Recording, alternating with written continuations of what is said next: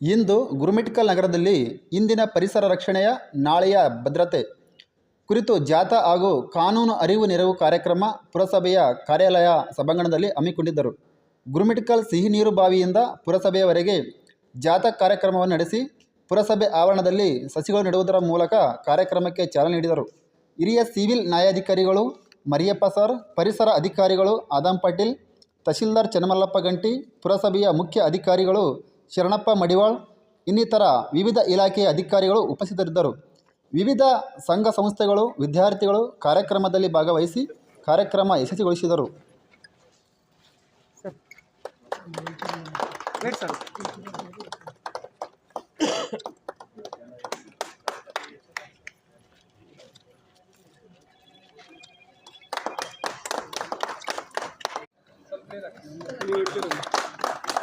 ನೋಡಿ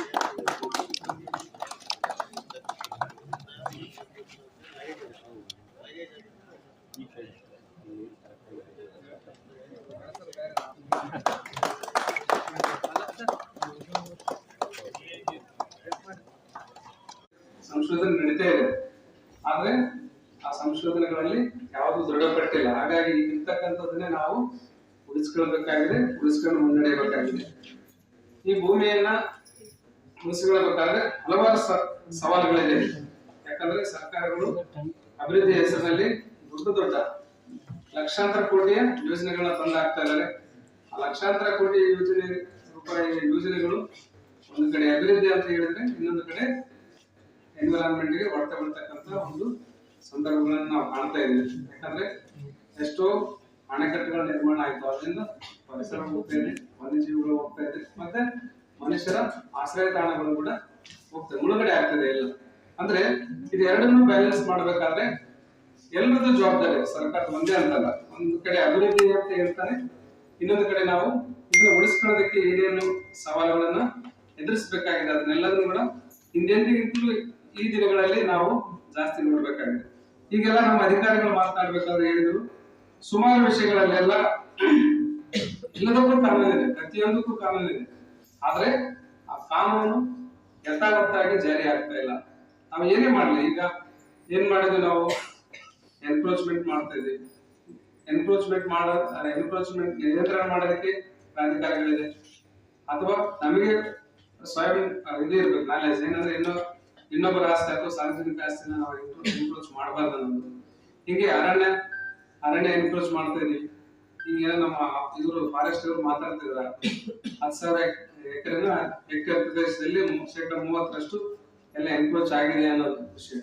ಹಿಂಗೆ ಸಾರ್ವಜನಿಕ ಸಂಪತ್ತನ್ನು ಅಥವಾ ಸಾರ್ವಜನಿಕ ಆಸ್ತಿಯನ್ನ ನಾವು ನಮ್ಮ ಖಾಸಗಿ ಅಥವಾ ನಮ್ಮ ವ್ಯಕ್ತಿಗತವಾಗಿ ನಾವು ಬಳಸ್ತಾ ಹೋದ್ರೆ ಜನಸಾಮಾನ್ಯರಿಗೆ, ಅಂದ್ರೆ ಭೂಮಿ ಅಂತಕ್ಕಂಥದ್ದು ನಮ್ಮೊಬ್ಬರದ ಆಸ್ತಿ ಅಲ್ಲ ಅಥವಾ ನಮ್ಮ ಮನೆತನದ ಸೊತ್ತಲ್ಲ, ಇದು ಎಲ್ರಿಗೂ ಸೇರ್ಬೇಕಾದಂತ ಸ್ವತ್ತು, ಎಲ್ರೂ ಇದನ್ನ ಎಂಜಾಯ್ ಮಾಡಬೇಕಾದಂಥದ್ದು. ಆದ್ರೆ ಈಗ ಕೆಲವೊಬ್ಬರ ಹಿತಾಸಕ್ತಿಗಳಿಗಾಗಿ ನಾವು ನೋಡ್ತಿದ್ರೆ ಅದು ಎನ್ಕ್ರೋಚ್ಮೆಂಟ್ ಅನ್ನೋದು ಏನಂದ್ರೆ, ಈಗ ನಾವು ಒಬ್ಬ ರೈತ ತನ್ನ ಪಕ್ಕದಲ್ಲಿ ಇರ್ತಕ್ಕಂಥ ಜಮೀನಲ್ಲಿ ಒಂದಿಷ್ಟು 1, 2, 3 ಮಡಿಕೆ ಹೊಡೆಯಕ್ಕೆ ಬಳಸೋಲ್ಲ, 1-2 ಸಾಲ ಅಥವಾ 3 ಸಾಲ ಎನ್ಕ್ರೋಚ್ ಮಾಡಿದ್ರೆ ಅದೇ ಎನ್ಕ್ರೋಚ್ಮೆಂಟ್ ಅಂತ ಅನ್ಸೋದಿಲ್ಲ. ಆದ್ರೆ ಅಥವಾ ಅರಣ್ಯ ಪ್ರದೇಶದಲ್ಲಿ ರೆಸಾರ್ಟ್ ಮಾಡೋದಕ್ಕೆ 10 ಎಕರೆ 100 ಎಕರೆ ನಿಮ್ಗೆಲ್ಲ ಗೊತ್ತು, ಅನಧಿಕೃತವಾಗಿ ಎಷ್ಟೆಷ್ಟು ರೆಸಾರ್ಟ್ಗಳು ಎಲ್ಲಿ ನಮ್ಮ ಚಾಮರಾಜನಗರ ಡಿಸ್ಟಿಕ್ ನಲ್ಲಿ, ಅಂದ್ರೆ ದಟ್ಟವಾದ ಅರಣ್ಯ ಇರ್ತಕ್ಕಂಥ ಪ್ರದೇಶದಲ್ಲಿ ಅನಧಿಕೃತವಾದ ರೆಸಾರ್ಟ್ಗಳು ಇದ್ದಾವೆ. ಮತ್ತೆ ಅದೆಲ್ಲ ಯಾರಂತ ಕೂಡ ಎಲ್ರಿಗೂ ಗೊತ್ತಿದೆ. ಅಂದ್ರೆ ಹಿಂಗೆ ನಾವು ದ್ವಂದ್ವದಲ್ಲಿ ಬದುಕ್ತಾ ಇದೀವಿ. ಅಂದ್ರೆ ಒಂದ್ ಕಡೆ ನಾವು ಉಳಿಸೋಣ ಅಂತ ಹೇಳೋದು, ಇನ್ನೊಂದ್ ಕಡೆ ಯಾರು ಉಳಿಸ್ಬೇಕಂತ ಹೇಳ್ತೀವಿ ಅವರೇ ಕಬಳಿಸುವಂತ ಪ್ರಯತ್ನಗಳನ್ನ ಮಾಡ್ತೇವೆ. ಅಂದ್ರೆ ಈ ಜವಾಬ್ದಾರಿ ಭೂಮಿಗೆ ಸಂಬಂಧಪಟ್ಟಿರೋದ್ರಿಂದ ಅಥವಾ ನಾವು ಬದುಕ್ತಕ್ಕಂಥ ವಾತಾವರಣಕ್ಕೆ ಸಂಬಂಧಪಟ್ಟಿರೋದ್ರಿಂದ ಇದು ಪ್ರತಿಯೊಬ್ಬರ ಆದ ಕರ್ತವ್ಯ ಆಗಿದೆ. ಮತ್ತೆ ನೋಡ್ರಿ, ಮತ್ತೆ ಮುಂದಿನ ಪೀಳಿಗೆಗೆ ನಾವೇನು ಉಳಿಸ್ಕೊಡ್ಬಹುದಾಗಿದೆ. ಯಾಕಂತ ಹೇಳಿದ್ರೆ ಈಗ ನಾವು ಜೀವಿತಾವಧಿ ನೋಡ್ಕೊಂತ ಬಂದ್ರೆ ಇದಕ್ಕೆಲ್ಲ ಕಾಮನ್ ಆಗಿ 100 ವರ್ಷ ಬರ್ತಾ ಇದೆ. ಅದು ಕ್ರಮೇಣ ಕ್ಷೀಣಿತ ಆಗ್ತಾ ಬರ್ತಾ ಇದೆ. ಮತ್ತೆ ಈಗ ಎಲ್ಲಿ ಬಂದು ನಿಂತಂದ್ರೆ ಗವರ್ಮೆಂಟ್ ಆಫೀಸರ್ ಏನಾರು ಆಗಿದ್ರೆ 60 ದಾಟಿ ರಿಟೈರ್ಡ್ ಆದ್ರೂ ದೊಡ್ಡ ಆಗದ ನಮ್ಗೆ ಆಗ್ತಾ ಇದೆ. ಹಿಂಗೆ ಅದು ಇನ್ನೂ ಸ್ಪೀಡ್ ಆಗ್ತದೆ. ಯಾಕಂದ್ರೆ ನಮ್ಗೆ ಹೋಲಿಸಿದ್ರೆ ಈಗ ಹುಟ್ಟತಕ್ಕಂಥ ಮಕ್ಕಳು ಬಹಳಷ್ಟು ಫಾಸ್ಟ್ ಇದ್ದಾರೆ, ಸ್ಪೀಡ್ ಇದ್ದಾರೆ, ನ್ಯೂ ಜನರೇಷನ್. ಹಿಂಗೆ ಜೀವಿತಾವಧಿಯನ್ನೇ ನಾವು ಕಡಿಮೆ ಮಾಡ್ಕೊಂತ ಬರ್ತೀವಿ. ಇದು ಇದು ಏನಕ್ಕೆ ಆಯ್ತು ಅಂತ ಹೇಳಿದ್ರೆ ನಮ್ಮ ಎನ್ವಿರಾನ್ಮೆಂಟ್ ಕೆಡೋದ್ರ ಮೂಲಕ ಈ ರೀತಿ ಆಗಿದೆ. ಯಾಕಂದ್ರೆ ಹಿಂದೆ ಇರ್ತಕ್ಕಂಥ ಎನ್ವಿರಾನ್ಮೆಂಟ್ ಬೇರೆ ಇತ್ತು, ಅಥವಾ ಹಿಂದೆ ಇರ್ತಕ್ಕಂಥ ಆಹಾರ ಪದ್ಧತಿ ಬೇರೆ ಇತ್ತು. ಆದ್ರೆ ಈಗಿರ್ತಕ್ಕಂಥ ಎನ್ವಿರಾನ್ಮೆಂಟ್ ಬೇರೆನೇ ಆಗಿದೆ, ಅಥವಾ ಈಗಿರ್ತಕ್ಕಂಥ ಆಹಾರ ಪದ್ಧತಿ ಬೇರೆನೇ ಆಗಿದೆ. ಆಕ್ಚುಲಿ ಒಂದು ಇಲ್ಲಿ ತಮ್ಮ ಜೊತೆಗೆ ಹಂಚ್ಕೊಳ್ಬೇಕಂತ ಅನ್ಸುತ್ತೆ. ಏನಂದ್ರೆ ನಾನು ಇಲ್ಲಿ ಟ್ರಾನ್ಸ್ಫರ್ ಕೇಳ್ಬೇಕಂತ ಹೇಳಿದ್ರೆ ಯಾದಗಿರಿ ಚೆನ್ನಾಗಿದೆ, ಒಳ್ಳೆ ವಾತಾವರಣ ಇದೆ ಅಂತೇಳಿ ಕೇಳ್ಪಟ್ಟಿದ್ದೆ. ಮತ್ತೆ ನಾನು ಕೋರ್ಟಿಗೆ ಬಂದಿದ್ದು ಫಸ್ಟ್. ಇಲ್ಲಿ ಬಂದು ಕೋರ್ಟಲ್ಲಿ ಕೂಡ ಸಾಕಷ್ಟು ಕೇಸ್ ಇದಾವೆ, ಚೆನ್ನಾಗಿ ಕೆಲಸ ಮಾಡ್ಬೋದು ಅಂತೇಳಿ ಹಾಗೆ 2.5 ತಿಂಗಳು ಮಾಡಿದೆ ಕೂಡ. ಆ ಎನ್ವಿರಾನ್ಮೆಂಟ್ ಕೂಡ ಅದು ಐಕ್ಯೂ ಏನ್ ಸರ್ ಅದು ಏಕ್ಯೂ ಅದನ್ನ ಇದು ಮಾಡಿದ್ರೆ ನೋಡಿದ್ರೆ ಅವಾಗ ಎಷ್ಟು 61, 62, 65 100 ದಾಟಿರ್ಲಿಲ್ಲ ನಾ ಆ ಪರಿಸ್ಥಿತಿಯಲ್ಲಿ ನೋಡಿದೆ. ಈಗ ಇವತ್ತು ಮುಂಜಾನೆ ಅಥವಾ ನಿನ್ನೆ ಸಂಜೆ ನೋಡಿದ್ರೆ 225 ಆಗ್ತಾ ಇದೆ. ಅಂದ್ರೆ ಎಷ್ಟೊಂದು ಹದಗೆಡ್ತಾ ಇದೆ.